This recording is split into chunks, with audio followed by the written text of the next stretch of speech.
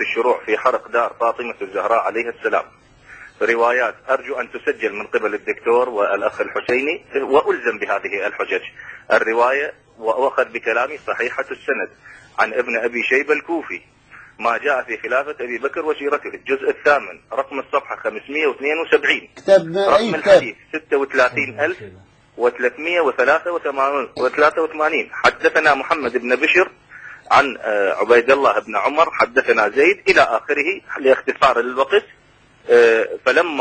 فلما بلغ ذلك عمر بن الخطاب خرج حتى دخل على فاطمة فقال يا بنت رسول الله صلى الله عليه وآله والله ما من أحد أحب إلينا من أبيك وما من أحد أحب إلينا من بعد أبيك منك، وأيم والله ما ذاك بمانعي أن اجتمع هؤلاء النفر عندك إن أمرتهم أن يحرق عليهم البيت. قال فلما خرج عمر جاءوها فقالت تعلمون أن عمر قد جاءني وقد حلف بالله لئن عدتم ليحرقن عليكم البيت، وأيم والله ليمضين لما حلف عليه. هذا واحد. أما تسألني يا رجل أنت أكمل الرواية. لا أنت تدلس. دقيقة بس. لا هذه فهم. لا أرجوكم. إذا أنت شيخ واتك تقول إذا في هذه لحظة أكملها أنت بعد. في هذه الرواية تقول إنه هم بالموضوع، هذه رواية ابن. طيب وثاني إيش الدليل الآخر؟ هنا أنه هم، هل لديك دليل على أنه نفذ؟ من ناحية تعريف رجال السند. لا لحظة. لأن اسمعني الوقت أعفيك من هذا لأن الوقت ضيق. الشيخ خزاعي منتظر والجناحي منتظر. إذا هذه الرواية التي ذكرتها تقول إنه هم بالحق حدده.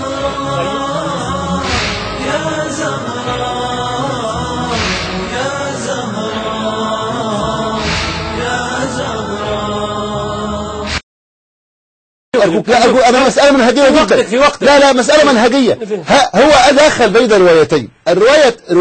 رواية مصنف ابن أبي شيبة الذي يدعي أنها ذكر فيها الإحراق لا علاقة. أنا الرواية في يدي والكتاب معي الآن، هذا الكتاب في يدي. الرواية تقول أن عمر بن الخطاب قال يا بنت رسول الله ما أحد من الخلق أحب إلينا من أبيك وما أحد من الخلق بعد أبيك أحب إلينا منك، وكلمها في أمر الخلافة فدعت عليا والزبير إليها فقالت انصرفا راشدين فما رجع حتى بيع. لكن الرواية التي يقول أنه هددها وهي رجعت للتهديد هذه من كتاب عقائد 73 فرقة لأبي محمد اليمني، ولا علاقة لها بكتاب مصنف ابن أبي شيبة، ولا علاقة لها بكتاب مصنف ابن أبي شيبة. فيعني هذا تدليس.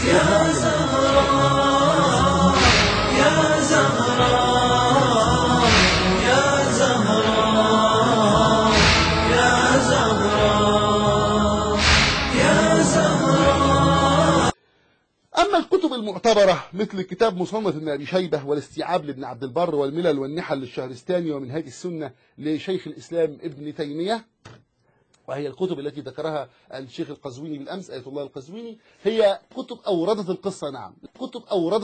نعم وضعوا من حطب الظلم على بيتي المأمون من شر الفتن. والمصدر الوحيد المعتمد بين هذه المصادر وهو مصنف ابن أبي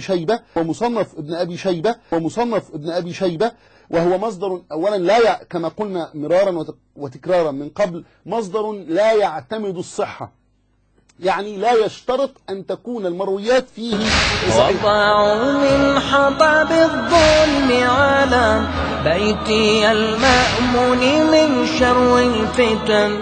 وأخرج ابن أبي شيبة بسند صحيح كل رجاله ثقات حفاظ، الجزء 7 الصفحة 432، الحديث رقم 37,045 عن أسلم مولى عمر قال إنه حين بويع لأبي بكر بعد رسول الله صلى الله عليه وسلم كان علي والزبير يدخلان على فاطمة بنت رسول الله صلى الله عليه وسلم فيشاورونها ويرتجعون في أمرهم.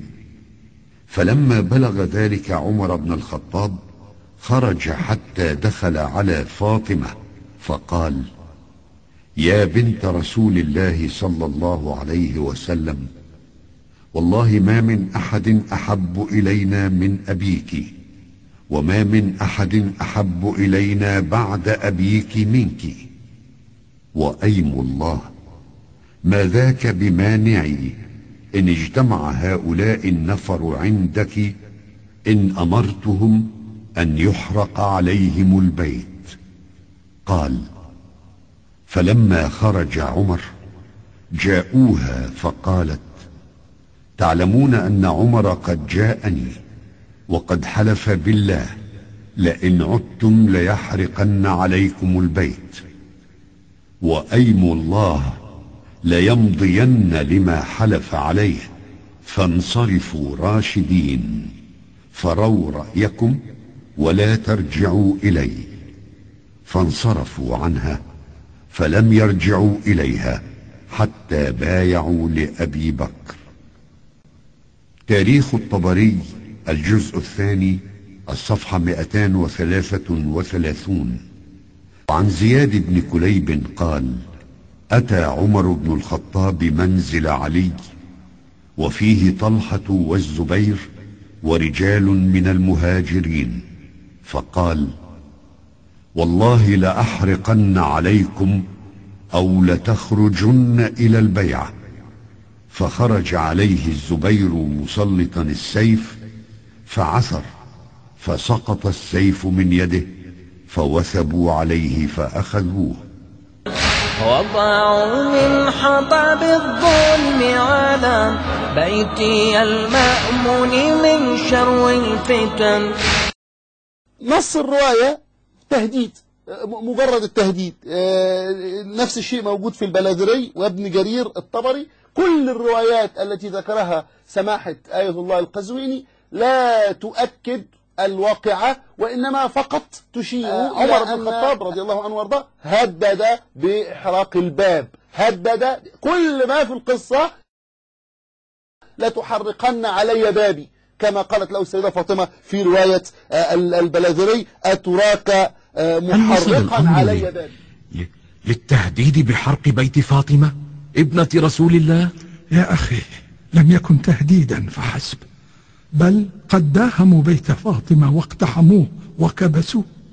وهذا قول ابن تيمية في منهاج السنة الجزء الثامن صفحة 291، حيث قال: وغاية ما يقال إنه أي أبو بكر كبس البيت لينظر هل فيه شيء من مال الله الذي يقسمه وأن يعطيه لمستحقه.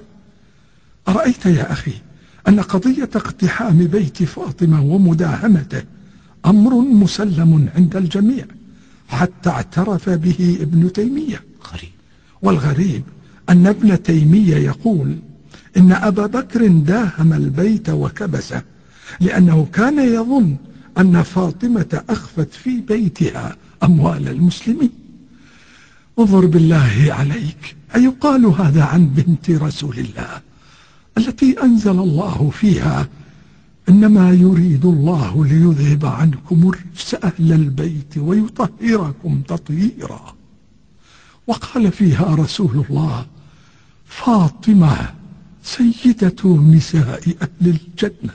يا زهراء يا زهراء يا زهراء يا زهراء. وفي تاريخ الطبري الجزء الثاني الصفحة 353 قال أبو بكر: فأما الثلاث اللاتي وددت أني لم أفعلهن فوددت أني لم أكن كشفت بيت فاطمة أو تركته وإن أغلق على الحرب.